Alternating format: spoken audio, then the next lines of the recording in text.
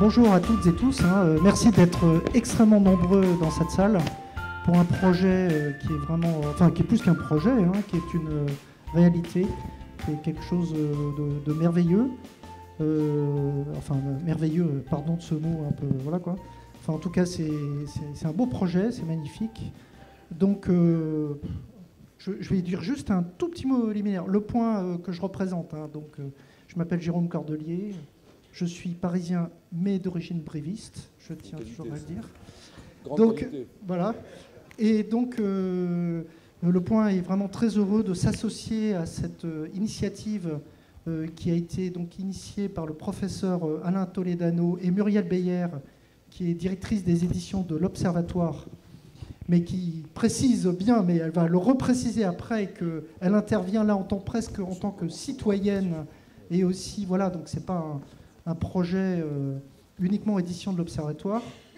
Et donc, le maire Frédéric Soulier, le maire de Brive, cher Frédéric, et Raphaël Enthoven, qui a écrit un livre, un très beau livre sur sa maman, qui s'appelle L'Albatros, dont il lira un extrait tout à l'heure, et je pense qu'il en parlera. Donc moi, je ne vais pas parler beaucoup, je vais juste tout de suite passer la parole à Frédéric Soulier pour expliquer un petit peu cette association entre la ville de Brive qui lance ce grand mouvement qui va avoir lieu dans toute la France et à diverses reprises, associant à la fois des médecins, des patients et des écrivains, donc autour de ce que le professeur Alain Toledano a conceptualisé, si je puis dire, entre ce qui s'appelle la bibliothérapie.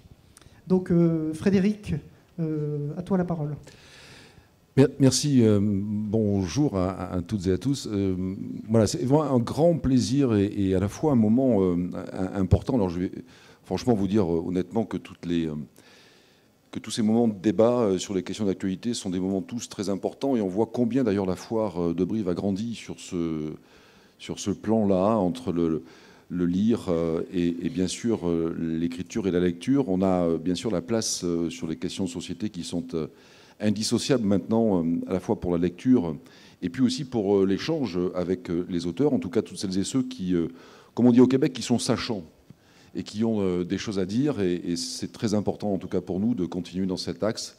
Mon cher François, commissaire, c'était une idée de génie, comme je dis souvent, et on a bien fait de la faire, et vraiment c'est un plaisir pour nous. Alors ce soir, c'est un moment particulier parce que moi c'est une belle rencontre que j'ai faite avec le professeur Alain Toledano, lui aussi charismatique professeur, mais aussi charismatique dans cette envie d'aller avant, dedans, après, tout ce qui est autour de la maladie et qui concerne aussi le malade. Et tous ces sujets sont des sujets qui sont tellement importants, voire parfois aussi importants que le traitement lui-même, sur l'ensemble des maladies, comme par exemple celle que l'on connaît aujourd'hui dans ce pays, comme le cancer, maladie traumatique ô combien traumatique. Nulle part, sans doute, une maladie est aussi traumatique et touche l'environnement de ce que le malade vit et aussi de ce que l'environnement du malade parfois vit différemment. Et chacun a sa croix, et c'est parfois des chemins qui sont complexes et difficiles. Donc on est bien là dans une vraie réflexion. Le concept de la santé intégrative, c'est quelque chose qui, à titre personnel, m'a beaucoup parlé très vite. Et avec le professeur, on a essayé de construire cette belle idée de pouvoir mettre et de pouvoir faire ce lien entre malade, maladie, soignant, chacun un peu dans son couloir, mais justement en ayant cette volonté de pouvoir mieux se parler, mieux se connecter, mieux se comprendre.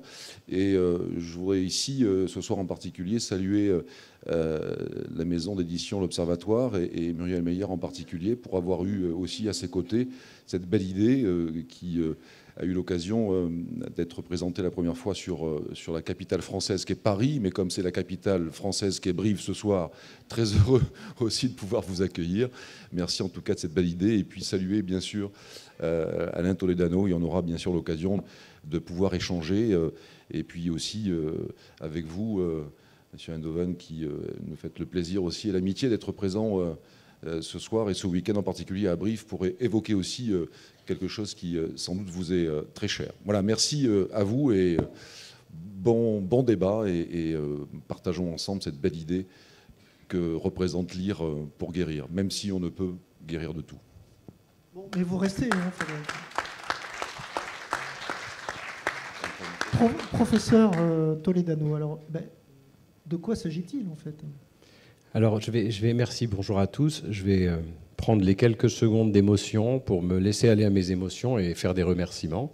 Et après, on parlera du sujet. D'abord, je voudrais remercier infiniment Frédéric Soulier et ses équipes municipales pour avoir fertilisé Brive et ses environs pour permettre d'implanter la santé intégrative et à cette échelle.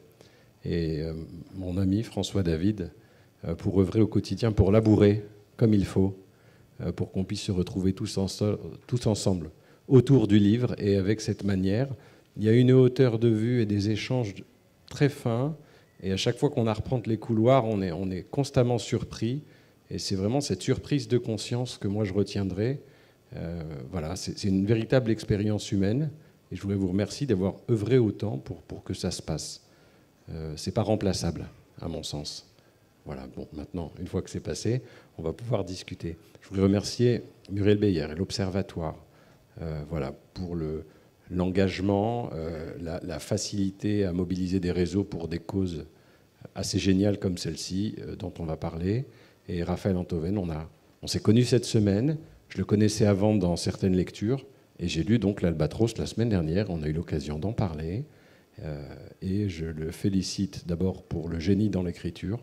Et en tout cas, j'ai été très ému et je vous invite à lire le livre, qui est un voyage. Mais c'est surtout l'entendre en parler qui va rajouter le piquant. Alors assez rapidement, dans Lire pour guérir, bon, lire, tout le monde est à mon avis à la définition, mais c'est cette guérison. On va parler un tout petit peu de guérison en introduction et de ce programme et pourquoi. D'abord, qu'est-ce que guérir ? Alors la guérison, selon l'Organisation mondiale de la santé, c'est un état de retour complet à un bien-être physique, mental et social.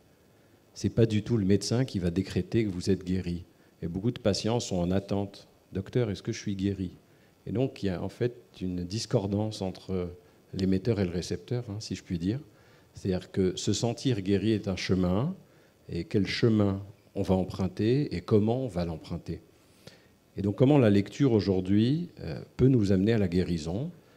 Alors, bien sûr, toutes les maladies ne sont pas curables, mais en tout cas, affronter l'incertitude en gardant l'espoir, et pour beaucoup de maladies qui vont déjouer les statistiques, mais en tout cas, dans ce processus de vie, on a un sujet sur la manière dont on va accompagner nos patients.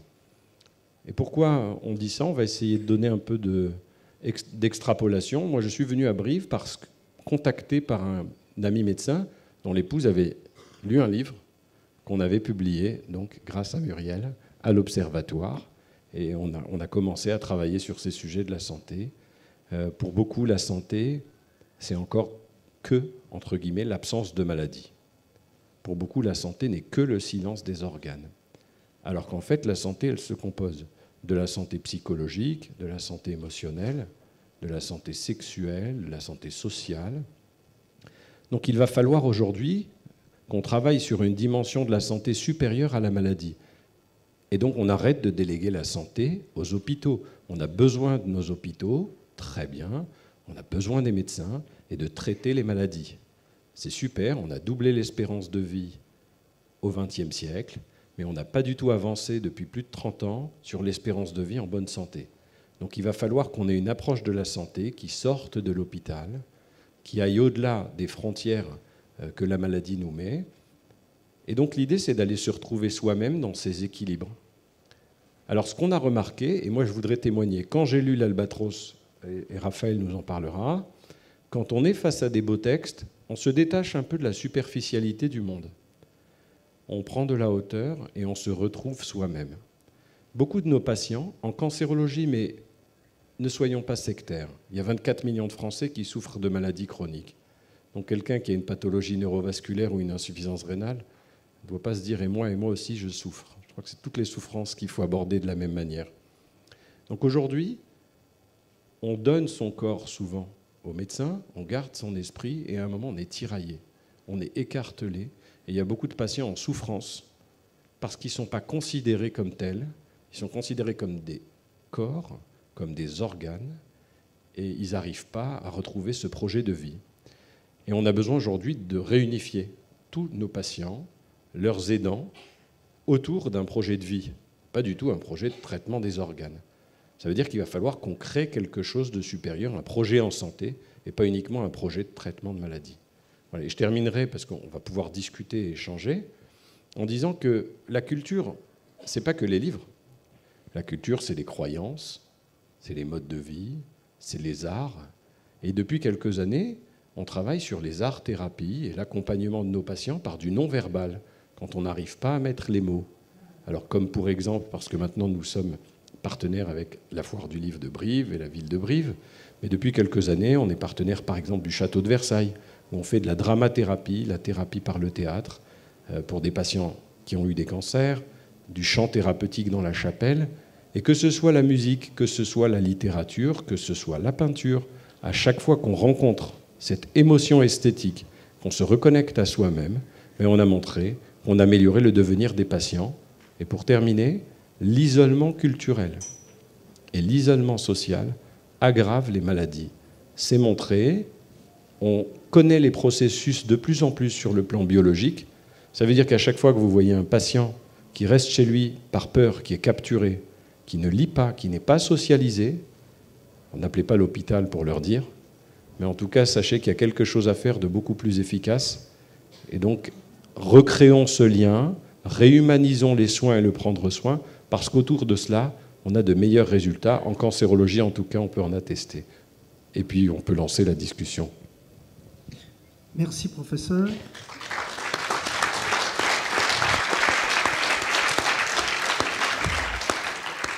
Avant de passer la parole à Raphaël Antoven, Muriel Beyer, expliquez-nous pourquoi vous avez adhéré à ce projet et puis que, enfin, vous êtes très dynamique sur ce projet. Vous êtes très dynamique en général, mais sur ce projet, sur ce projet particulièrement. Merci mon cher Jérôme, d'une façon générale. Oui, on se connaît depuis longtemps, c'est pour ça que ça permet de le dire. Mais pourquoi j'ai adhéré à ce projet ? Quand j'ai rencontré Alain Toledano, j'étais extrêmement fascinée et impressionnée par son approche. C'est-à-dire, on a tous, je pense dans cette salle, connu des médecins qui vous, j'allais dire, qui vous découpent le corps en morceaux. C'est-à-dire, vous avez mal quelque part, on vous soigne cette partie-là et on ne s'intéresse pas au reste. On a tous connu ça. Bon. Et ça m'avait frappé, je l'ai connu moi dans ma vie. Ma fille a eu un grave accident et je me souviens très bien qu'on traitait une partie de son corps et pas l'autre. On lui disait, elle avait le bassin cassé et elle avait aussi un problème pulmonaire. Et quand elle était dans le service de pneumo, on lui disait, levez-vous, elle avait le bassin cassé. Et quand elle était dans le service qui devait soigner ses os, on lui disait, respirez un grand coup. Bon, voilà. Donc ça m'avait marqué cette histoire. Et quand j'ai rencontré Alain et que j'ai vu son approche générale de la personne, c'est-à-dire la personne humaine dans son ensemble, ça m'a beaucoup intéressée. Et quand j'ai vu aussi ce qu'il avait créé à l'Institut Raphaël, j'ai trouvé ça fascinant. C'est-à-dire cet accompagnement aussi, c'est-à-dire traiter l'être humain dans sa maladie bien sûr, mais aussi dans ce qu'il est psychiquement, et l'aider à sortir ce que tu disais de l'isolement, c'est-à-dire se retrouver un sens, s'intéresser à la culture, des fois on n'ose pas. Voilà, il y a plein de possibilités de s'ouvrir. Et quand on parlait des livres, les livres c'est un peu l'évasion, on s'oublie un petit peu quand on plonge dans un livre. Par chance, on se met peut-être à penser à autre chose. Donc, en discutant avec Alain, j'ai dit, mais qu'est-ce que je peux faire ? Quelle serait ma valeur ajoutée, moi, dans ce projet ? Eh bien, la seule chose que je sache faire, c'est être éditrice, que je suis depuis longtemps, et faire bénéficier mes réseaux, mes auteurs et d'autres, puisque, comme disait Jérôme, ça n'est pas que l'Observatoire, bien que j'ai commencé quand même avec un de mes auteurs emblématiques, quand même, donc c'était plus facile. Et puis de se dire, je vais permettre justement à des personnes malades ou en rémission, ou, de rencontrer des auteurs, de les écouter, de leur parler et d'inciter à la lecture. Donc voilà, ça a été ma démarche et évidemment j'ai sollicité un de mes auteurs, voilà, je dirais proche, depuis que j'ai créé l'Observatoire, il est là, et puis son livre était très émouvant et correspondait probablement à ce qu'on avait envie de faire. Merci Muriel. Merci Muriel.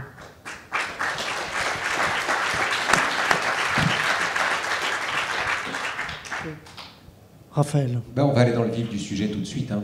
Dans le vif du sujet, un jour ma mère devait se faire opérer du genou, et du genou droit.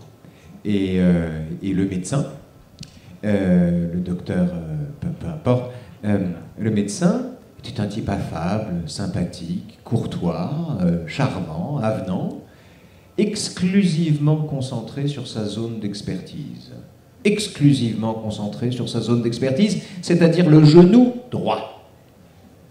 Et à l'issue de l'opération, le médecin que je vais voir me dit « Ah, écoutez, cette phrase que j'oublierai jamais, pour moi, tout va bien. » Et il a renvoyé ma mère chez elle, avec son Parkinson, sa paralysie de la jambe gauche qui lui faisait 2 poteaux sous le bassin, avec sa maladie neurodégénérative dont il n'avait même pas pris acte dans le temps de l'opération.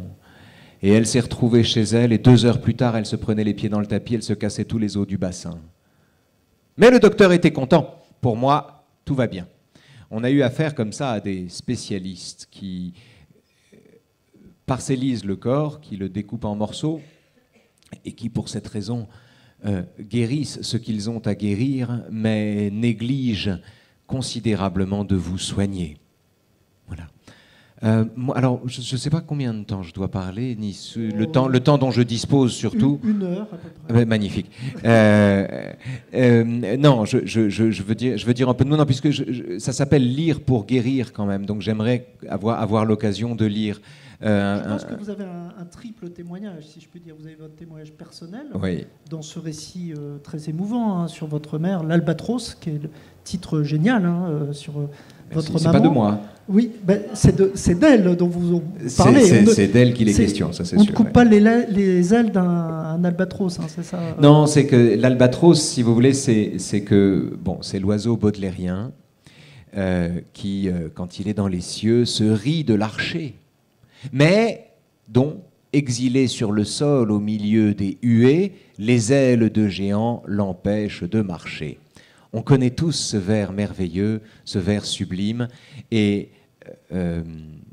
alors, la figure de l'albatros, par exemple, c'est la figure du philosophe Thalès, le mathématicien, dont la légende raconte que la nuit, il marchait, il regardait les étoiles. Et comme il regardait les étoiles, il n'avait pas vu le puits qui était à ses pieds, et donc il s'est cassé la gueule dans le puits, parce qu'il était tête en l'air, si vous voulez. Et donc l'albatros est la métaphore de tous ces individus qui s'organisent mal l'existence, qui sont inaptes aux choses de la vie quotidienne, et qui pourtant prennent leur revanche quand il est question de tutoyer les dieux. Eh bien, ma mère était de cette espèce.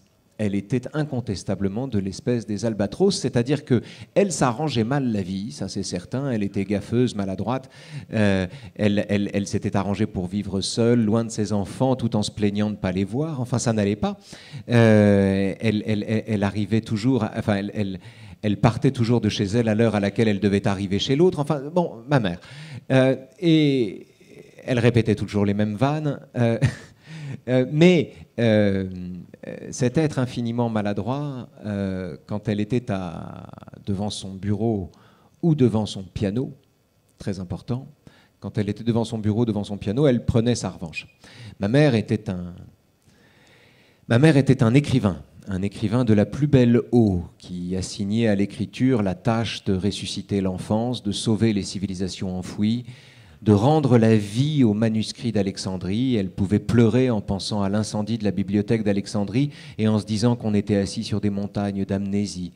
Elle pouvait avoir le vertige en pensant qu'une civilisation pouvait tenir, un millénaire de civilisation tenait en 2 lignes dans un livre d'histoire. Elle voulait sauver la mémoire. Elle voulait sauver la mémoire. Le problème, si vous voulez, c'est qu'elle a perdu la mémoire. Elle voulait sauver la mémoire. Elle faisait partie de ces êtres merveilleux qui opposent à l'ordre du monde, ou désordre du monde, la puissance phénoménale de leur mémoire et de leur érudition, mais qui restent des mortels, si vous voulez, de simples mortels dressés contre un tsunami, et qui opposent au désordre du monde la finesse de leur culture, la puissance de leur savoir.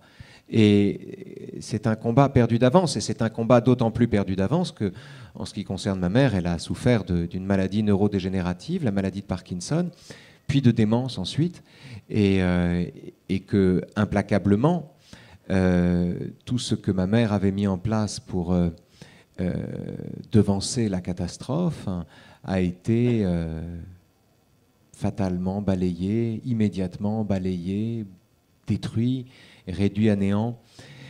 Et donc voilà, le livre raconte cet effort sublime, l'effort sublime de quelqu'un qui continue d'opposer ce qu'elle sait, son savoir, sa culture, qui travaille sur les neurones miroirs pour essayer de guérir, et qui se voit vaincu par un mal épouvantable. Voilà, j'ai écrit des choses plus drôles. Et alors, Raphaël, donc on le sent là, on le voit bien avec votre verve habituelle, que c'est un témoignage très émouvant sur votre maman, mais c'est aussi un récit sur la maladie. Donc c'est aussi une relation, dans tous les sens du terme, à la maladie. Comment pour relier justement toujours relation à notre sujet et en venir après, est-ce que la lecture peut favoriser la guérison ? Comment a été votre relation à cette maladie en fait ? J'ai accompagné ma mère à toutes les étapes de sa maladie, puis de son agonie. Je ne lui ai jamais lâché la main d'une certaine manière, sauf quand je faisais semblant, sauf quand je ne venais pas pendant 2 ou 3 jours, et qu'en arrivant, je faisais semblant d'être venu la veille en pariant sur les défaillances de sa mémoire. Encore aujourd'hui, je ne dors pas en pensant que j'ai pu faire des choses pareilles. On l'aurait tous fait. Hein. Oui, mais ceci n'est pas une excuse. C'est pas parce que tout le monde est misérable que je le suis moins que les autres. Vous voyez ce que je veux dire ? Mais oui, mais vous avez raison. On s'arrange tous comme on peut. Il faut juger personne, bien sûr. Mais pour soi-même, on a le droit d'être impitoyable. C'est avec les autres qu'il faut être plein de mansuétude. Je ne sais plus du tout la question là. Quelle était votre relation Ah oui, non. En fait, je l'ai accompagné. Si vous voulez, c'est la particularité des aidants. Vous accompagnez quelqu'un, vous accompagnez son agonie, vous le suivez, vous le voyez déchoir, vous le voyez déchoir alors que vous le voyez tous les jours. Donc c'est vous dire à quel point la chose peut aller vite. Et vous suivez ça de près, d'aussi près que possible. Et puis pourtant, le jour où elle meurt, vous êtes stupéfait. Et ça, c'est très étrange. C'est très étrange que la mort nous étonne autant. Quoi de plus prévisible, quoi de plus certain, surtout dans le cas d'une maladie comme celle-là, quoi de plus prévisible, quoi de plus certain, d'où nous vient ce choc ? Quoi de plus banal, je crois que c'est Jankélévitch. Non, Jankélévitch, j'insiste justement. C'est aussi banal que l'amour. Alors, oui, bien sûr, c'est banal, mais c'est exceptionnel puisque tout homme, ajoutait-il, est le premier à mourir. Il dit, c'est banal de mourir, bien sûr, mais c'est exceptionnel puisque tout homme est le premier à mourir et, disait-il, la mort est toujours jeune. On meurt toujours trop tôt. Mais la grande sagesse de Jankélévitch, le coup de génie de Jankélévitch sur la mort, c'est d'avoir compris que la mort était une surprise alors qu'elle était prévisible. Autrement dit, ce n'est pas l'inattendu qui nous surprend dans l'existence. C'est au contraire l'arrivée de ce à quoi on peut s'attendre.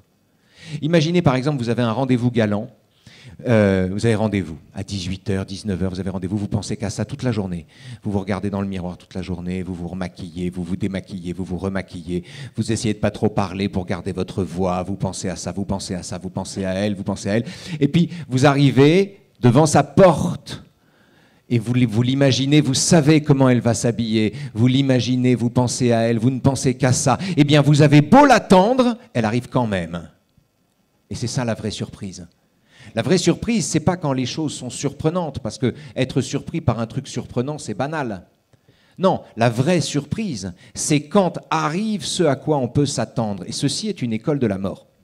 C'est un enseignement de la mort. Et donc, confronté à l'expérience de cette surprise, j'avais pris des notes pendant la maladie et il se trouve que ma mère est un merveilleux écrivain. Je dis merveilleux écrivain parce que c'était un écrivain absolument sincère, qui était aussi fidèle à elle-même que possible. Et donc, par conséquent, on retrouve la voix dans les livres. Et ça, c'est merveilleux.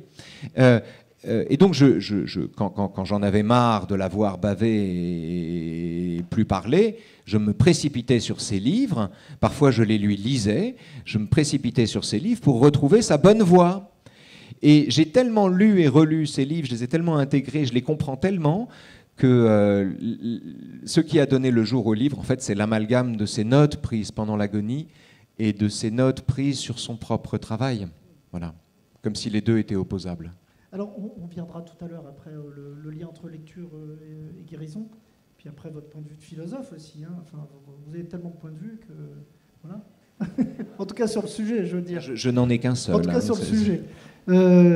Professeur Toledano, quand vous entendez le témoignage de Raphaël Enthoven, donc qui est un témoignage de ce qu'on appelle les aidants, qui ne sont pas suffisamment mis en valeur, enfin en tout cas respectés. C'est quelque chose de très difficile au jour le jour, vous l'avez dit. Hein, donc, vous entendez ça aussi. Ça, c'est des témoignages que vous entendez parce que vous ne soignez pas que les patients, que les malades. Il y a aussi tous les gens qui entourent. La maladie peut être une dévastation pour l'entourage aussi. Bien sûr, vous avez raison. Alors, on a 11 millions de personnes en France qui sont des aidants. Alors, des fois, c'est des aidants financiers, des fois, c'est des aidants psychologiques, des fois, c'est des aidants physiques. Et quand on dit lire pour guérir, ce qui nous interroge à nous, c'est comment un aidant peut atténuer ses souffrances par transfert, parce que le livre est très émouvant, enfin vous verrez en lisant. Raphaël sait mettre des mots sur des souffrances qu'on peut ressentir, qu'on détaillerait moins bien. Et finalement, on ressent une forme de paisibilité quand quelqu'un a su le dire mieux que nous. Et je pense qu'on peut panser des plaies et arriver à donner une perspective et un sens à notre combat grâce aux mots de quelqu'un d'autre. Parce que finalement, on s'approprie les mots de nos auteurs. Et tout le travail aujourd'hui en santé qu'on doit faire, c'est favoriser cette résilience. Alors, un de nos auteurs préférés, Boris Cyrulnik, bien sûr. Et la résilience, beaucoup ont écrit dessus, mais cette capacité à rebondir après un traumatisme qui est médiée par le sens qu'on va donner aux choses, par les affects et par l'interaction avec l'environnement. Le livre, c'est ce qu'il y a dans l'environnement de plus facile et accessible pour pouvoir s'échapper, s'évader, travailler sur ses souffrances et arriver à aller bien au-delà. Et puis j'ai dit la dernière fois à Raphaël, il m'a fait une super réponse, j'ai dit, je rêve d'une bibliothèque où il n'y a que des livres dédicacés. Et puis il m'a fait comprendre qu'en fait, comment j'allais faire avec les auteurs morts. Donc je me suis dit, mince, je suis con en fait. Donc il va falloir, j'ai pas trouvé encore, mais je vais me le faire dédicacer par d'autres. Je pense que Raphaël... Ce qu'il y a, c'est possible, mais ça coûte beaucoup plus cher, quoi, en fait. Je pense que Raphaël est en train de porter la mémoire, en fait. Quand on dit qu'il n'y a pas que le corps, il y a l'âme. C'est pas parce que le corps a quitté ce monde. Après, chacun a ses croyances. Et souvent, on délègue à nos spiritualités respectives, qu'elles soient laïques ou religieuses, la gestion de l'incertitude. Mais c'est vrai qu'on a envie de croire, enfin en tout cas dur comme fer, à l'âme au-dessus du corps.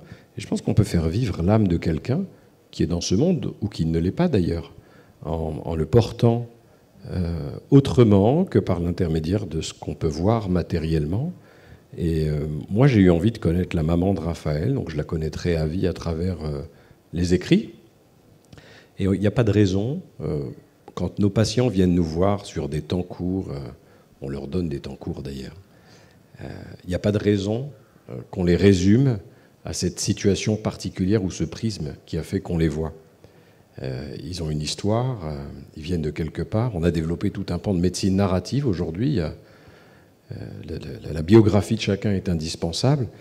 Et s'astreindre à travailler sur ce que sont vraiment les personnes qu'on côtoie, c'est un sujet où, en tête de liste, on a les livres.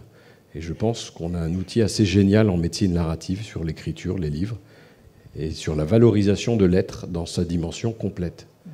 Et Et c'est très attachant, en fait, et touchant. Vous savez, on dit toujours, c'est facile de parler de la mort, c'est de sa mort dont il est difficile de parler. Alors bien sûr que c'est peut-être plus facile d'écrire un roman ou sur des thématiques qui nous sont extérieures que sur sa propre souffrance et de se mettre à nu. Alors, bon, certains ont du talent et ont travaillé, bien entendu, la manière avec laquelle on allait manipuler ces mots. Mais c'est justement la leçon, c'est qu'on arrive à parler de nos souffrances et à se livrer, et du coup on crée une forme d'intimité avec des gens qu'on ne connaît pas, et puis on valorise surtout quelqu'un qui mérite d'être valorisé, qui n'est pas réduit à son corps. Merci. Frédéric Soulier, quand on est donc à la tête d'une collectivité, comment on peut faire pour aider les aidants? C'est-à-dire, comment on peut faire pratiquement? Sincèrement, je ne sais pas si c'est le rôle de la collectivité, mais en tout cas la question, elle peut trouver sa réponse dans une forme de collectivité et d'une forme de complicité, en tout cas, et d'action publique au centre de laquelle il y a évidemment forcément les soignants.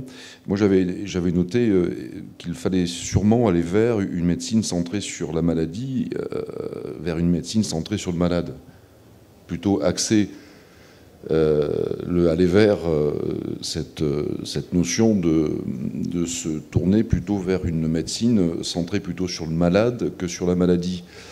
Et ça rejoint un peu le témoignage de tout à l'heure de Raphaël, et bien sûr, on a besoin de nos médecins généralistes, spécialistes, on a besoin de toute cette économie qu'il y a autour de la santé et qui fait aujourd'hui sans doute peut-être une réflexion à l'échelle nationale de savoir est-ce que on doit soigner différemment, est-ce qu'on doit soigner mieux soigner. On voit bien qu'en France, depuis 40 ans, on dit toujours qu'il manque de moyens, qu'il manque de ceci, qu'il manque de cela, les lits, les médecins et autres. On voit aussi dans nos provinces qu'on a une certaine désertification aussi des soins au plus près des malades. La collectivité que nous sommes, une petite collectivité d'un petit territoire français, aujourd'hui, c'est de trouver aussi et à compenser parfois les absences à l'échelle nationale et les carences depuis 40 ans où peut-être le modèle ne s'est pas remis en question et en cause. Et là, il y a une vraie question, un vrai fond politique au sens propre du mot, et c'est vrai que ça fait partie aussi des questions qui sont des questions sociales, sociétales, vers lesquelles nous-mêmes, maires, petits maires de province, on est quand même confrontés. C'est pour ça que la question et le débat de ce soir est intéressant, parce que c'est un débat qui nous amène tous à réfléchir à notre propre modèle et à nos propres comportements dans notre propre quotidien, qu'on soit d'ailleurs soignant, malade ou aidant. Et on voit que le chantier est immense. Et c'est avec des spécialistes comme ça qu'on pourra sans doute peut-être avancer ensemble à inverser cette question entre la maladie et le malade et la façon dont on s'y prend aujourd'hui. Je ne sais pas si c'est une question de moyens, c'est peut-être une question de est-ce qu'on doit faire demain autrement que ce que nous avons fait jusqu'à maintenant. Oui, moi je voudrais remercier Frédéric sincèrement et aller un peu plus au-delà de ce qu'il dit, parce que par réserve ou fausse modestie, on a tendance à ne pas voir ce qu'on apporte à la collectivité. Donc il est venu nous saluer tout à l'heure, on déjeunait avec le maire de Limoges, que je salue, qui ne doit pas être dans les parages, qui est médecin, qui est assez sympathique d'ailleurs. Et en fait, on parlait de l'éthique. Alors on sait que la morale, le bien, le mal, à l'échelle individuelle, c'est très bien. Mais à l'échelle d'un collectif, on ne va pas dire bien et mal, on va dire ce qui est bon, ce qui est mauvais, et on parle de l'éthique, d'une science morale. Et il y avait un magistrat à table qui nous disait, vous savez, notre éthique dans la société, elle est basée sur la justice. Les règles sont régies par un droit, par de la justice, dont on sait la manière dont on peut le dévoyer d'ailleurs. Et en fait, certaines personnes, et je pense que Frédéric en porte aussi le drapeau comme d'autres, travaillent au quotidien pour une autre éthique du care. Le mot a été galvaudé, se prendre soin, mais c'est une éthique qui est basée sur les attentions particulières, sur la disponibilité affective et sur la responsabilité émotionnelle et sur la prise en considération du soi relationnel. Quand je suis venu à Brive il y a quelques mois, je voyais Frédéric qui menait une permanence, comme il fait toutes les semaines, Et il recevait des gens avec des problèmes assez incroyables. Donc j'ai assisté à quelques entretiens. Et franchement, je souhaite à la plupart des médecins d'avoir cette patience et cette écoute, l'écoute active. Alors sur la reformulation, on n'a pas la même sémantique. Mais en tout cas, le temps dédié, l'écoute active, la considération, la reformulation, gérer des problèmes en mobilisant les ressources de chacun. Bon, on a envie de te donner un doctorat en sciences politiques.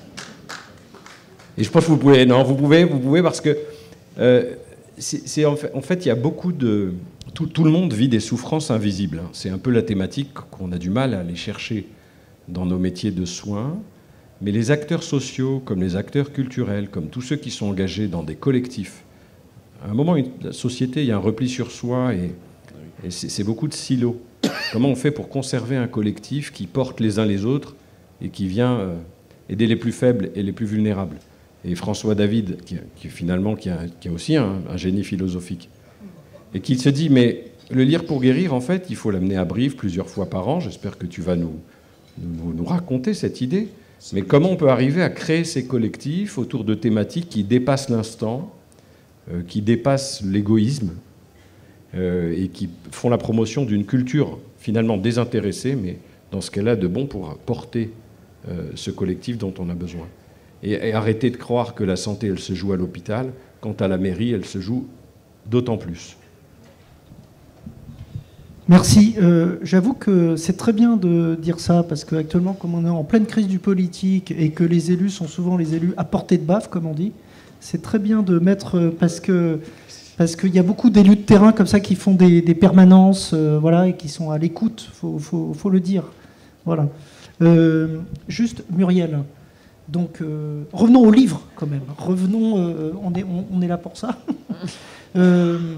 En quoi le livre a une force, une puissance forte pour essayer de briser, parce que l'idée c'est quand même de briser à la fois le silence, les tabous et de penser un peu les plaies. En quoi le livre a une puissance comme ça Alors, je dirais qu'il y a deux types de rencontres quand vous lisez un livre. Soit vous avez un livre qu'on appelle autofictionnel, et c'est un livre où vous reconnaissez, vous vous retrouvez et vous partagez quelque chose avec un auteur et vous vous dites « Ah, il vit la même chose que moi ». Donc là, c'est quelque chose de très personnel. C'est le cas, par exemple, du livre de Raphaël. Peut-être certains d'entre vous se disent « Mais bon, même si ce n'est pas exactement la même histoire, mais quand même, c'est accompagner quelqu'un. » Et ça, on se retrouve dans un livre très personnel. Et puis, il y a un autre type de littérature qui, à mon avis, participe aussi d'une guérison, enfin, j'espère. C'est la pure fiction. C'est-à-dire que la fiction, elle vous entraîne loin, elle vous fait oublier peut-être certaines choses, et vous rentrez dans un autre monde, et là, c'est un monde qui n'est pas le vôtre, en fait, et vous êtes emporté par une histoire. Donc il y a ces deux types de littérature, mais dans les deux cas, vous rencontrez un écrivain, vous rencontrez un monde, soit il vous correspond, soit il vous évade, mais j'ai toujours été convaincue, quels que soient les moments de sa vie, que ce soit des moments douloureux, que ce soit même des moments agréables, vous êtes en vacances, mais vous avez aussi besoin de partir dans un monde, de vous retrouver peut-être seul avec un auteur. Et donc je crois énormément à cette idée que le livre vous entraîne dans un monde, peut faire peut-être oublier certaines souffrances, même si vous partagez un livre autofictionnel. Là, pour le coup, je partage avec d'autres, je ne suis pas tout seul. Voilà. Je crois qu'il y a ces deux lignes fortes dans la littérature. Soit l'évasion, soit le fait de partager, de dire qu'on n'est pas seul. En tous les cas, dans tous les cas, je crois énormément à la vertu du livre. D'abord, sinon je ne ferais peut-être pas ce métier d'ailleurs. Mais voilà, je crois que c'est essentiel, en fait, essentiel. Et je crois qu'il faut vraiment le répéter, quels que soient les moments de sa vie. Il y a beaucoup d'écrivains, d'ailleurs, on demande beaucoup aux écrivains actuellement, beaucoup d'écrivains engagés qui vont dans les prisons, dans les écoles. Beaucoup. Donc, et d'ailleurs, Raphaël Enthoven, bon, on ne se connaît pas. Je Donc, vais dans je les le prisons et dis, les écoles, oui. voilà, le fait beaucoup. Hein. Vous êtes très engagé. Autant que possible, oui. J'aime surtout aller dans les écoles. Oui, et pourquoi J'aime parce que j'adore parler aux collégiens, aux lycéens. Ça me paraît fondamental, essentiel. Et donc il m'arrive comme ça d'aller dans les écoles, soit pour faire un cours de philo, soit pour parler du journal, soit pour... voilà. Le journal, c'est Franc-Tireur. Franc-Tireur, pardon, oui, bien sûr. Le Point aussi, mais il y a Franc-Tireur aussi. Non, Le Point, c'est pas moi. Oui, je sais. Donc, Muriel, donc oui, des écrivains qui vont comme ça, on peut... Oui. Vous pensez des écrivains dans les hôpitaux parce que Alors, des écrivains dans les hôpitaux, il n'y en a pas encore beaucoup. Il y en a beaucoup. Effectivement, les écrivains se mobilisent maintenant, effectivement, dans les prisons, dans les écoles, peut-être pas assez dans les hôpitaux. Et c'est pour ça que la création que nous avons faite, c'est de peut-être faire rencontrer aussi, peut-être on peut aller au-delà de ces rencontres, peut-être voilà, que des écrivains aient rencontré des malades. Et je crois que c'est très important de remettre en avant cette idée que la lecture a une utilité essentielle. Ici à Brive, nous étions hier avec Nicolas Portelan, qui est un ami, mais qui est aussi le directeur des hôpitaux de Corrèze. Et il y a de nombreuses choses qui sont faites et très bien faites. Il y a vraiment une place dans les services d'oncologie pour la médecine narrative. Il y a une biographe. On travaille sur la manière d'accompagner les patients, les soins de support. Il y a les temps dédiés en dehors des consultations médicales pour les patients sont peut-être supérieurs à beaucoup de centres de cancérologie en France. Il y a cette volonté aussi d'avoir une approche intégrative, de casser des silos, de travailler avec des thérapies non médicamenteuses, de structurer un parcours patient. Mais c'est vrai que ça doit se faire avec une base territoriale qui dépasse les médecins, qui dépasse l'hôpital et qui intègre tous ces soignants. Je sais qu'il y a beaucoup d'infirmières qui sont venues nous parler alors bien sûr d'autres disciplines, des kinésithérapeutes, des pharmaciens, des ostéopathes, etc. Et c'est tout ce tissu de soignants qui doit travailler autour du patient, main dans la main. Alors ensemble, pour assurer la cohérence dans le discours et pas chacun de son côté. En tout cas, il y a une volonté politique d'organiser même une financiarisation de parcours pour que ce soit accessible à tous et pour qu'on accompagne mieux les patients et de façon globale. Et donc Nicolas Portelan, qui n'est pas là tout de suite, mais a à cœur de porter cette vision, on avait été invité à travailler avec les médecins de la commission médicale d'établissement de l'hôpital de Brive il y a quelques mois autour de cette thématique. Et on avait une session avec la Ligue contre le cancer locale, que je salue, qui fait beaucoup de choses, et tous les médecins de l'hôpital. Maintenant, encore une fois, tant qu'on pense hôpital égale santé, on n'arrivera pas à avancer, à transformer. On a besoin de nos hôpitaux, mais il va falloir aller bien au-delà et avec plus d'acteurs. Donc, Raphaël Antoven, alors quand on a l'expression « lire pour guérir », il faut lire. Voilà. Comment vous l'interprétez? Comment vous la... Moi, je voudrais, plutôt que de vous répondre, je voudrais lire. Maintenant vous voulez lire? C'était prévu. Si, c'était prévu, mais on peut le faire maintenant, bien sûr. C'est comme vous voulez, mais ça me paraît la meilleure façon de vous répondre. Plutôt que de faire des phrases sur ce que c'est que lire pour guérir. C'est très bien. Vous lisez tout le livre, là ou... Non, je vous lis un chapitre. Ça va, on n'est pas pressé? Non, pas du tout. Pas du tout. Allez, je vous lis un chapitre.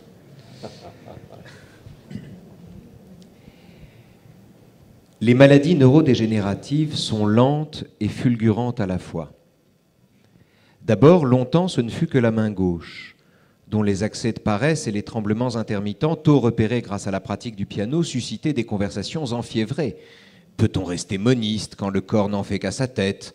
La maladie est-elle une dégradation ou une simple altération qui impose, en s'y adaptant, de réinventer sa vie? Le corps est-il défectueux ou différent? En un mot, que peut le piano contre Parkinson? À l'état du diagnostic, même si elle avait tous les symptômes à l'état naissant, malgré cette altérité sournoise, ce coucou glissé dans son lit, la maladie était encore abstraite, la dopamine la dopait, et passé le choc de l'annonce, elle avait fini par croire que la vie était à nouveau normale. Les tremblements étaient noyés dans la dystonie focale du pianiste, les trous de mémoire étaient encore solubles dans la distraction, le mal sans recours ne s'était pas vraiment fait connaître. En ce temps-là, les questions affluent à la vitesse des anticorps comme on court après son chagrin. Ma mère discutait ferme, célébrait le génie des gauchers, habile là où nous sommes empotés, citait Chopin, parlait cabale, IRM, psychanalyse, harmonie et symétrie retrouvée, s'agrippait au constat qu'il y a plus de neurones dans le cerveau que de galaxies observables, opposait au temps destructeur de la maladie le temps constructeur de l'adaptation synaptique, expliquait que le cerveau change de stratégie quand il rencontre un obstacle et que la synaptogénèse crée de nouvelles arborescences dans une tête vieillissante. Elle dévorait la littérature scientifique sur les neurones miroirs et se persuadait qu'une blessure peut guérir par le travail. Elle s'imaginait en train de marcher dans la gadoue ou de pédaler dans du Nutella. Pour pallier la séparation du corps et de la volonté, elle proposait à sa main gauche quantité de tâches simples, comme se brosser les cheveux ou les dents, tenir un séchoir, tourner la clé dans la serrure. Et puis elle déplorait l'antique supériorité de sa main droite, rêvait de donner à la gauche la haute main sur son jeu, s'adressait à elle comme à une petite fille qu'elle exhortait à suivre le chemin de sa grande sœur, si habile dans les arpèges et les pianissimos. C'était l'époque bénie où l'arthrose faisait encore concurrence au Parkinson, où l'essentiel de sa vigilance était mobilisé par le bruit de ses articulations et par le souci d'établir avec son corps une relation d'amitié en retrouvant par le jeu les sensations de son enfance. C'était la drôle de guerre, le grand répit avant l'invasion, quand un certain optimisme confiant dans les ressources du pays tourne le dos à l'idée du conflit. Malgré les tremblements, bien que la crispation suivît l'effort, ce qui n'est pas normal, bien qu'au lieu de se détendre, sa main s'enquista à mesure qu'elle s'exerçait, ma mère était au sommet de son art. Elle jouait tous les jours, travaillait comme un tai chi des mains une série d'exercices fastidieux, ciselait les morceaux qu'on élisait pour le concert, et elle avait accouché en quelques semaines de « Lettre ouverte à ma main gauche », point d'orgue de sa trilogie du piano, dans lequel une inquiétude confuse voisine avec de vrais moments de bravoure, comme ces pages où elle décrit une sonate pour piano et violoncelle de Beethoven, ou bien celle qu'elle consacre au frisson. Des pages parfaites, où aucun mot ne manque, et qui témoignent juste que son exigence spirituelle, qui témoignent toutes que son exigence spirituelle, le goût du terme juste et de la note adéquate, le refus d'enjamber les à peu près, avait été fouetté par le sentiment d'une adversité inconnue qui, pour l'heure, comme un titan montre un doigt de pied, prenait encore la forme d'une petite tendinite éphémère. C'était aussi l'époque déjà des obstacles invisibles, des entraves suspectes, des dépressions combattues à coups de toccata, du rêve d'un univers ordonné à la façon des nombres sacrés de Pythagore.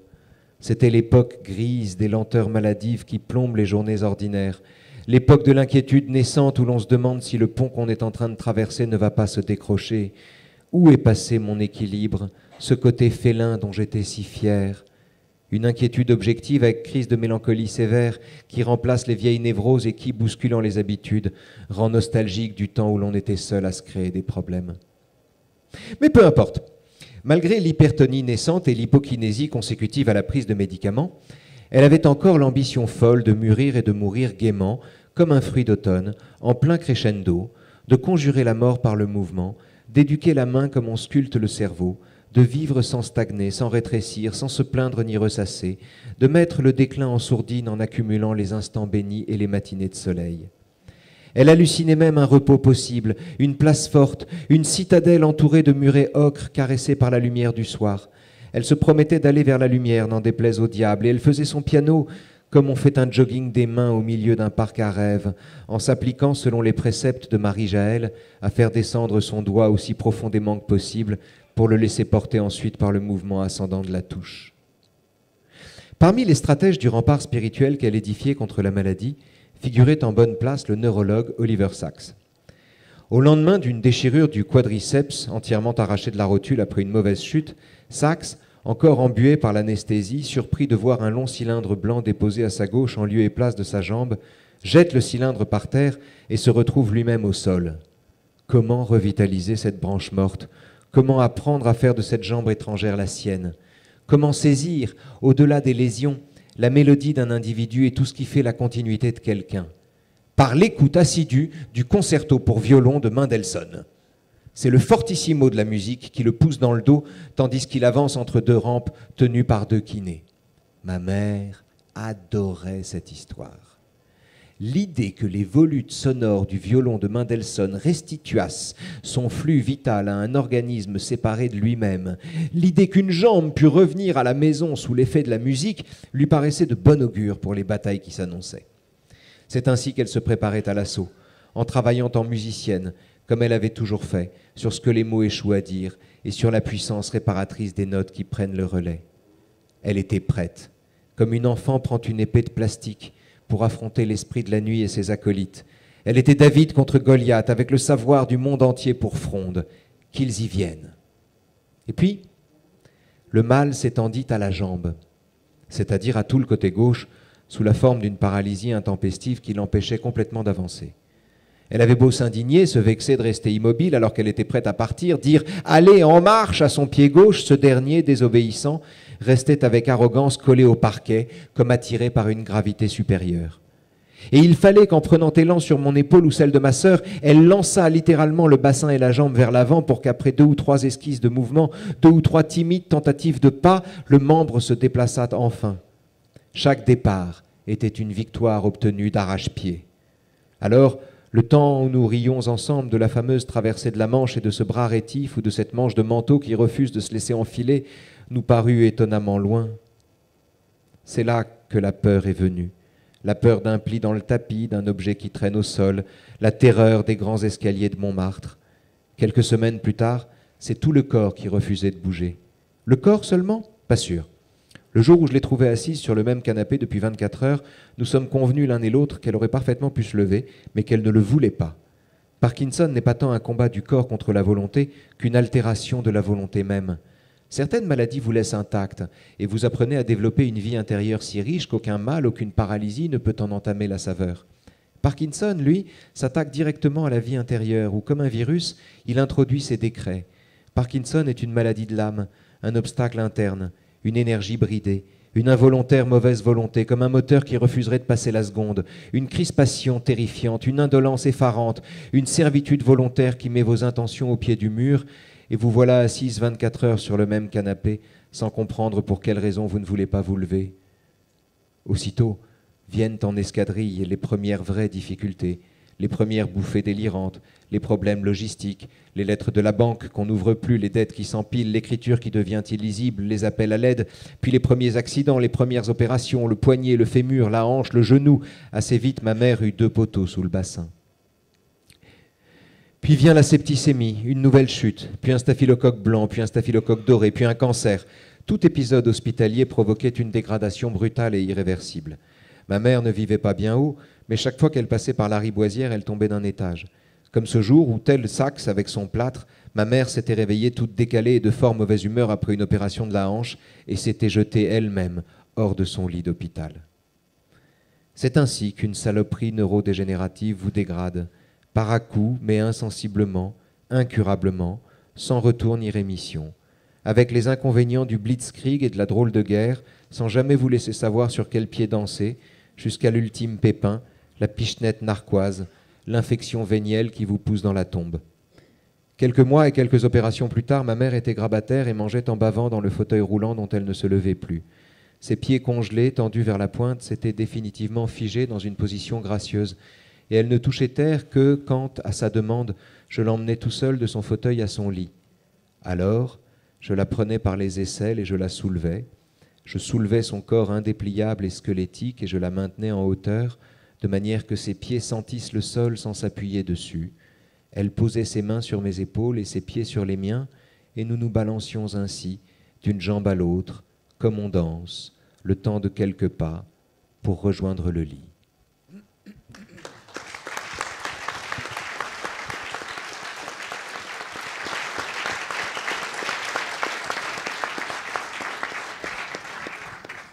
Merci Raphaël Enthoven.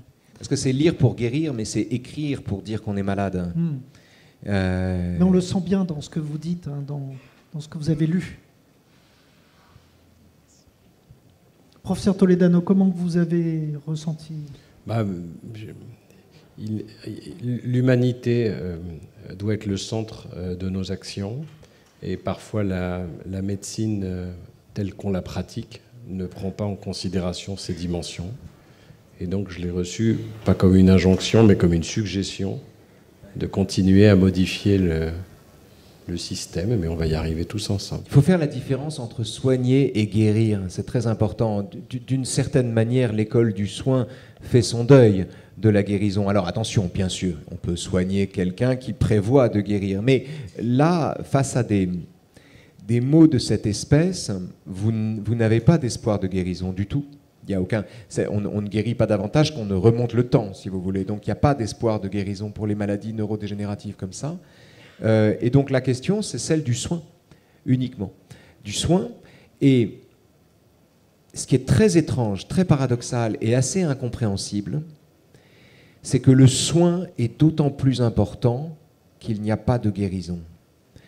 De la même manière qu'après coup, après sa disparition, les petites choses que j'ai pas faites me hantent, littéralement, alors qu'il n'y a plus personne pour me les reprocher et que c'est passé dans la longue série des jours oubliés.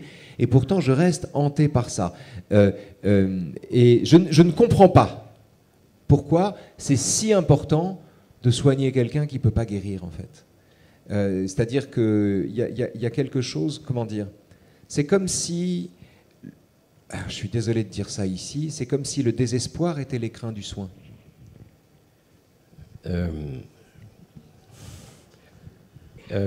Notre doctrine est celle de Lévinas sur l'éthique d'autrui, et à l'autre, je suis infiniment redevable. Et donc, quel que soit le contexte, et là on voit qu'il y a un rapport singulier entre un fils et sa mère, et cette souffrance qui transparaît, on doit avoir de l'empathie, de la compassion à titre amical, mais de façon assez systématique. Le système, il doit mieux se soucier de l'autre, et il doit prendre soin autant qu'il soigne, et il faut que ce soit systématique, et pas du tout réservé à certains, pas à d'autres. Donc votre témoignage, ton témoignage nous oblige, mais je pense qu'il y a tellement de gens qui vivent ça ou qui ont vécu ça pour leurs proches, ou qui ont des souffrances invisibles ou qui ont été maltraités, que finalement il n'y a personne qui ne va pas comprendre l'importance qu'on ait une réaction collective à la hauteur. Et la force du livre et de la manière, enfin, de ce que tu as lu, c'est d'arriver à en même temps aligner le cerveau droit de l'émotion avec les mots justes et la rationalité de ce qui nous reste à faire. Et c'est pour ça avec toutes les expertises liées, c'est-à-dire un maire, un directeur d'hôpital, des auteurs, des professionnels de soins, il n'y a pas de raison qu'on ne soit pas capable de changer notre système. Et donc cet espoir que j'ai envie que les gens aient, parce que gérer l'incertitude en donnant l'espoir au-delà des maladies incurables, qui est une thématique très particulière, c'est vraiment qu'on garde l'espoir, mais qu'on fasse en sorte, finalement, de venir en aide à ceux qui en ont besoin.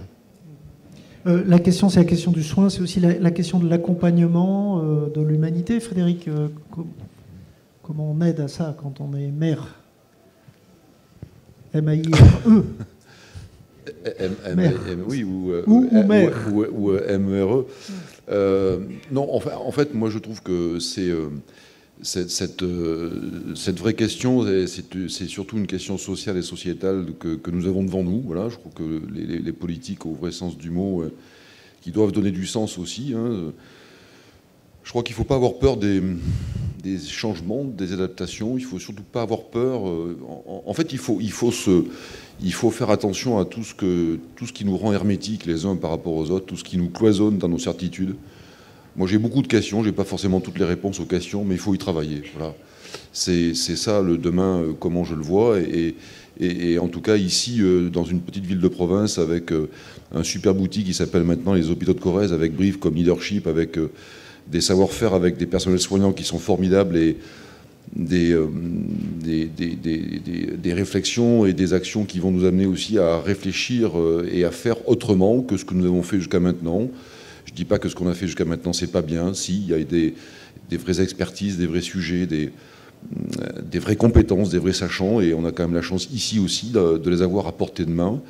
Mais je pense que le demain que nous avons devant nous, c'est quelque chose qu'il ne faut pas, avoir peur, mais surtout, il ne faut pas avoir peur de penser autrement et de se dire, finalement, de ce qu'on a vécu jusqu'à maintenant, est-ce qu'on est toujours dans le vrai, dans le bon, dans dans tout ce qui peut amener à avoir du sens. Et donc je trouve que tout ce que nous avons amené aujourd'hui est dans le débat, et les témoignages des experts qu'on peut entendre à travers cet événement culturel qu'est la Foire du Livre, et puis en particulier ce soir sur cette idée très riche et qui nous ouvre un peu nos esprits à travers la santé intégrative, eh bien, nous démontre que finalement on a encore du chemin à faire, et surtout de tout ce qui pourrait être la méfiance, aller vers la confiance. Voilà, je trouve qu'on a une société qui a besoin d'avoir confiance.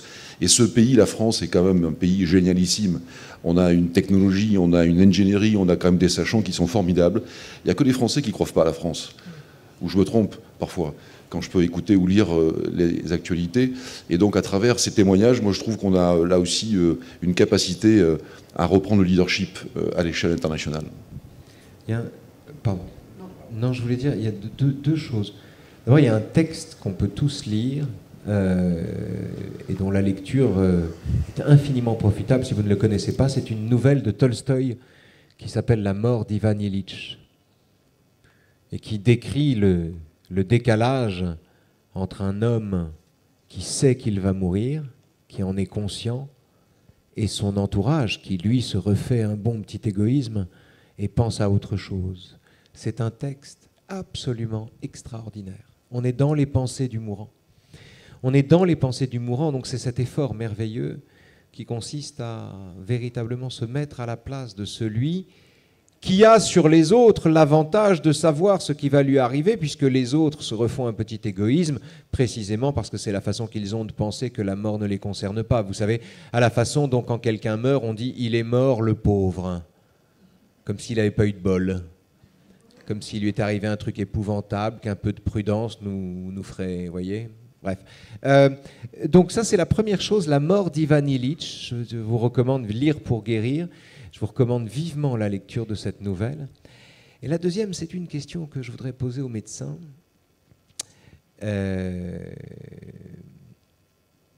Qu'en est-il de donner la mort?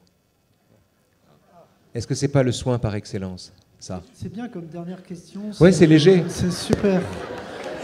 Non, on a encore un petit peu de temps. Hein, voilà. Oui, alors on peut répondre de plusieurs manières. Alors, j'ai effectivement fait partie de l'équipe qui a écrit le plan stratégique décennal soins palliatifs.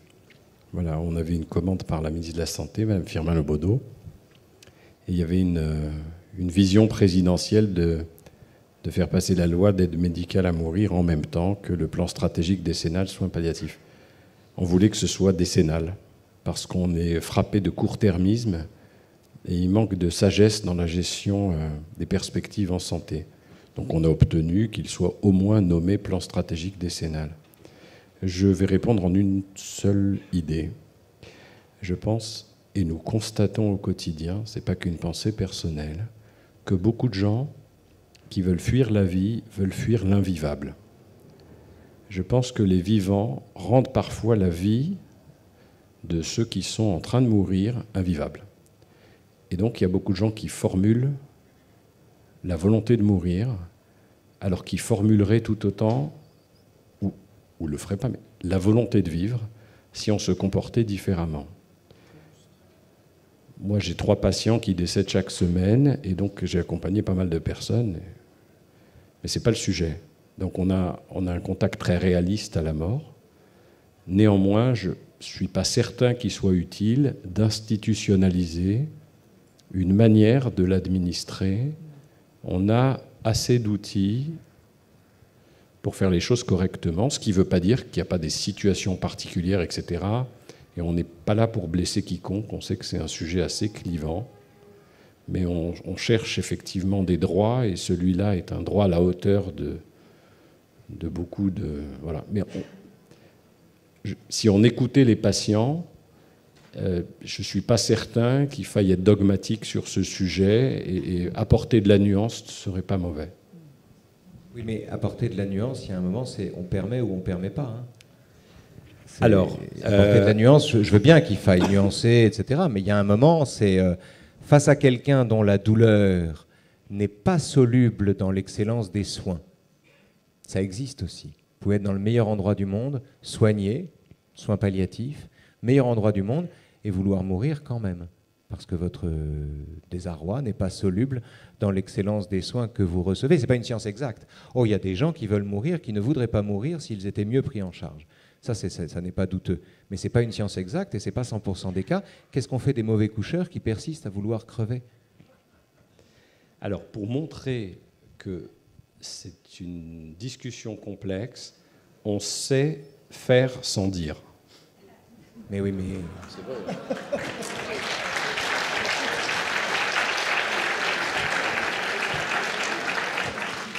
Mais je vais vous dire quelque chose. Le jour où vous serez en face d'une équipe qui, dans la hâte, donne la mort avant de parler, alors vous changerez d'avis. Parce qu'on dit qui sauve un homme sauve l'humanité, mais on a oublié de dire que qui tue un homme tue l'humanité. Et des enceintes qui doivent donner des soins et qui peuvent se tromper sur ces sujets, c'est complexe. Mais on sait bien l'importance d'y aller au cas par cas. La question, c'est ériger en système. Oui, mais la question, c'est est-ce qu'on fait une loi ou pas? C'est ça. Parce que faire sans dire, c'est bien, mais ça veut dire en gros que ceux qui en ont les moyens vont mourir en loose day, vont mourir dans l'illégalité. Ben si, dans l'illégalité. Ben si. Ils meurent. C'est pas légal. C'est pas légal. Donc ça veut dire que ceux qui en ont les moyens se payent un médecin qui accomplit ce geste-là. Mais c'est comme ça que ça s'est fait, je le sais. Mais bien, c'est chacun sa vie, chacun ses exemples. Ceux qui en ont les moyens meurent en loose day, ou alors meurent à l'étranger. Et donc on laisse faire, quoi, en fait. Mais excusez, en fait, de toute façon, on ne clôturera pas le débat. Non, c'est vrai. Non, mais sur toutes les écrits, et on a beaucoup publié sur la fin de vie, c'est à chaque fois singulier. Le seul appel, c'est quelles que soient vos opinions, essayons de les nuancer, et ne pensons pas qu'un soignant égale un soignant et qu'un patient égale un patient. Et on se trompera moins si on met un peu d'énergie pour nuancer. Et c'est vrai que les situations d'incurabilité ne sont pas les mêmes. Et quelqu'un qui doit mourir à terme, quel que soit le terme, c'est pas quelqu'un qui est en mort imminente en train de souffrir de façon extrême. Et puis, il y a des gens qu'on a oublié de soulager, qui finalement ont sauté la case soulagement et qu'on...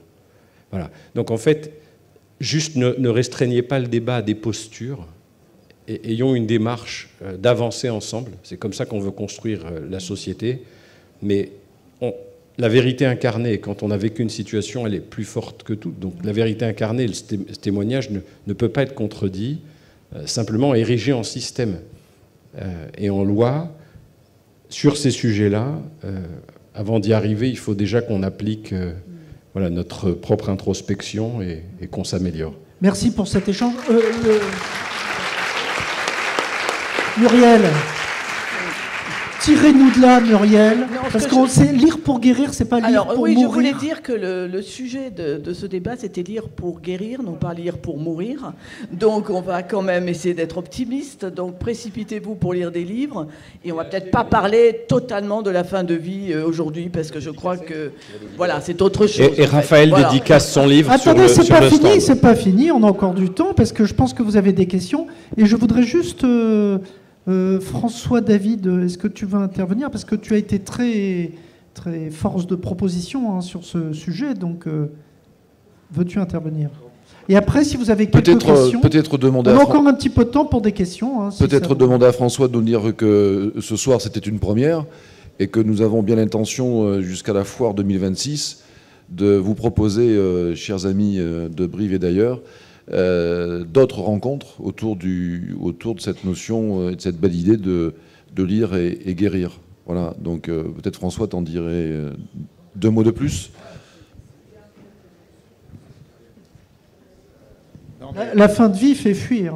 Ça. Ouais, je vais être bref, mais l'idée qu'on a depuis longtemps, c'est que la foire, c'est 3 jours, et que peut-être il serait pertinent que tout au long de l'année, on bâtisse sur des sujets quelques piqûres de rappel. Et donc, en rencontrant dans un train Alain, on s'était dit que des sujets comme ça ne pouvaient pas rester seulement des sujets ciblés dans un hôpital, mais que toute la société pouvait venir débattre de ces questions-là. Donc l'idée qu'on aurait avec Frédéric, ça serait que pendant l'année, une fois par trimestre peut-être, hein, on ait une soirée comme celle-là, autour de une lecture, un lecteur, un médecin, Alain j'espère, chaque fois qu'il vient à Brive on est content, et de façon à permettre le débat et permettre peut-être à des personnes qui n'ont pas d'autre lieu d'expression d'en avoir un.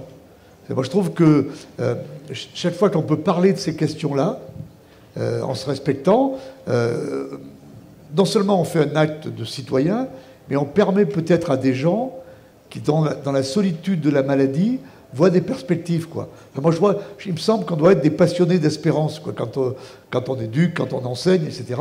Et ces soirées, pour être des soirées qu'on pourrait appeler des soirées de passion d'espérance, parce que quand même, on a tous autour de nous des gens qui ont été malades, enfin, en attendant que ça soit nous, et on est... Enfin, ce qu'on attend, ce qu'on a essayé de faire en accompagnant des gens, c'est leur apporter, on n'est pas des médecins, mais leur apporter ce que tu disais, ce supplément d'âme qui vont faire que rien n'est jamais définitivement fini, quoi. Voilà. Et c'est ça qu'on voudrait faire. J'espère que Brive répondra, qu'il y ait des spécialistes, des professionnels, mais aussi le tout un chacun. Et si je pouvais dire, ceux qui sont dans une solitude et qui ne savent pas à qui s'adresser, si ces soirées-là permettent de déboucher, on n'aura pas perdu de notre temps. On a parlé avec Muriel il n'y a pas longtemps et on se disait que là, il y a quelque chose qui est transversal. La culture et la santé, et la lecture et la santé. Parce que rien n'est cloisonné, n'est-ce pas? Alors, on a encore quelques minutes, si vous voulez, quelques questions. Madame? Alors, je ne sais pas s'il y a un micro, en fait. Ah ben voilà, super. Merci, bonjour. De ce fait, par tous ces sujets, quelle est la position aujourd'hui en France du Conseil de l'Ordre des médecins et de l'université qui forme les médecins? Alors, juste pour rappeler que la médecine, qui a été préemptée par le progrès technique, dans sa définition même, c'est toutes les connaissances scientifiques et les moyens qu'on va mettre en œuvre pour soulager, prévenir, traiter les maladies, les blessures et les infirmités. Avec des mots, on soigne, avec des mots qu'on ne prononce pas, on fait du mal. Donc le Conseil de l'Ordre, qui va réguler la pratique médicale, ne va pas redéfinir ce qu'est la médecine. On est bien content en médecine et chez tous les médecins qu'on puisse réinstaller le patient au centre. La question, c'est quel système va nous autoriser à le faire? Un système qui donne du temps, de la considération, qui a un devoir d'accueil, qui a un devoir de non-abandon, et une financiarisation solidaire autour d'une création de valeur en santé, et pas uniquement autour d'une gestion de la maladie. Quant aux études sur toutes les thérapies non médicamenteuses, elles existent. On a un collège universitaire, il y a une scientifisation des approches autour de systèmes complexes que sont les patients. Donc il n'y a pas d'antagonisme idéologique, il y a certaines postures, certains débats, mais ça avance et on espère bien transformer le système à échelle. Mais il faut un peu de courage politique, il faut un peu de politique long-termiste. Ce qui n'est pourtant pas le cas, mais tout le monde appelle la même chose de ses voeux, quelle que soit son obédience. Donc je pense qu'on se réunira là-dessus.